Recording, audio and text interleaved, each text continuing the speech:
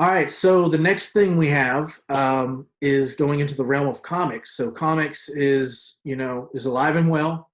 There's a lot of great stories out there, a lot of great writers and artists. Um, and so I'm going to basically, where both of us are going to basically run down, talk about things that we're reading. Since there's not any new comics currently coming out right now, the industry's kind of in a weird spot. But it's a great time to go back and look at back issues, find things that either you haven't read yet or have been meaning to read. And for me, that has been some 90s comics from Image Comics. So Image has put out lots of great stories over time. They put out Walking Dead, Saga, and lots of cool things. But the first thing that they put out was Rob Liefeld's Youngblood. So this is a scrappy little comic that basically put Image Comics on the map in the early '90s. Basically competed with DC and Marvel and became the number two top-selling comic of those years. I mean, this book it's a very divisive book, whether that be the art style or the writing or anything like that. But I'm a Rob Liefeld fan, so this was really cool to visit and basically kind of get a taste of what comics were like back then, and kind of the early ideas and concepts that Image came up with. So, some really wild stuff with these spreads, breaking the panels, Oh uh, wow. Yeah. but definitely some and very dynamic artwork there. I just love the way he draws people, and I know a lot of people hate it, but I think it's really cool. And then you've got really fun splash spreads like this that there's just a lot of Wow. action, and while there's not a whole lot of story involved, um, it's just this is fun, action packed Saturday morning cartoon kind of vibe. I really enjoyed reading it. It's a four-part miniseries that first was released. The the Young Blood book, was one of the top Mhm. sellers at the time, and they're really easy to find now because they printed so many. But highly recommend you check that series out if you get a chance. I'm sure it's available on digital, obviously, because we can't come to a comic store right now. But you can find them. They're the way that they're built. They have basically a part one and a part two. So like the front cover is basically part one.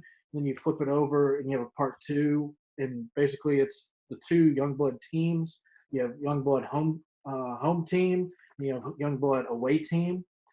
Different characters doing different missions. Just to kind of give you some insight, some of these characters you've got this big tank of a guy, Bedrock. You've got Combat, Chapel, Vogue. Let's see, Die Hard, and Shaft. So that's like your home team, your main characters, and comes with this little card here, collector card that you can cut out and collect all of them. It's really fun.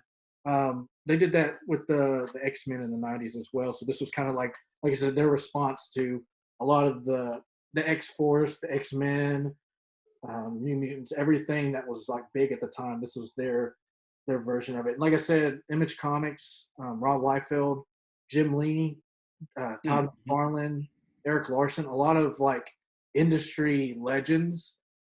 This was some of their humble beginnings, and they got to start after doing some work with Marvel and DC.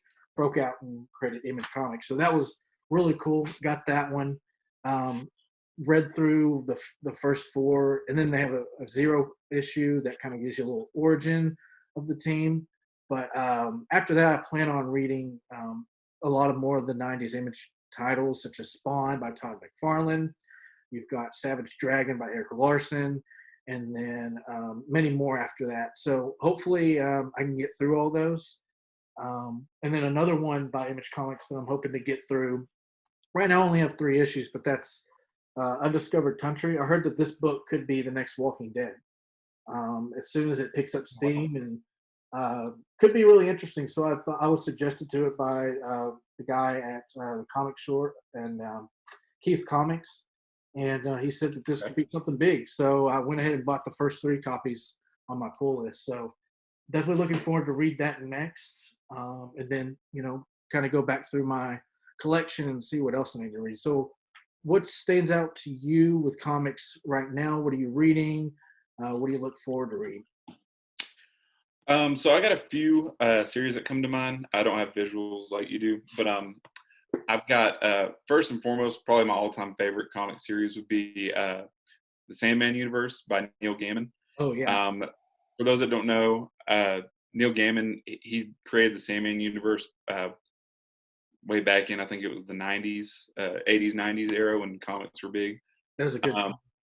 yeah, it's been quite a while. But the good news is that for those of you that are like, well, I don't want to go back and waste time reading all that, they just revamped the series last year, and so basically the Sandman universe starts in one comic and it splits off into different branches. So there's different mini series, I guess you could say, within the Sandman universe. So Yeah. Neil Gaiman's been famous for doing that.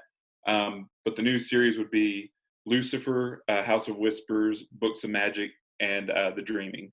I personally like Books of Magic the most because it kind of reminds me of like Harry Potter, and if there was a parallel universe to his, that to me is what basically Neil Gaiman created, which is very interesting. Hmm. But like I said, each story has its own unique uh, pathway. So if you're not so much into that, you might be more into Lucifer, which is a little darker, but it's also really great. Neil Gaiman is just great at story writing, and all the images he illustrates are just very unique. It's very like your Rob Liefeld. It's very distinct style. So when you see it, you're like, oh, yep, this is a Neil Gaiman comic. You just know right off the bat. So that's kind of one I want to get dive back into and start reading. Not only just Books of Magic, but branching off and reading all the Sandman Universe series.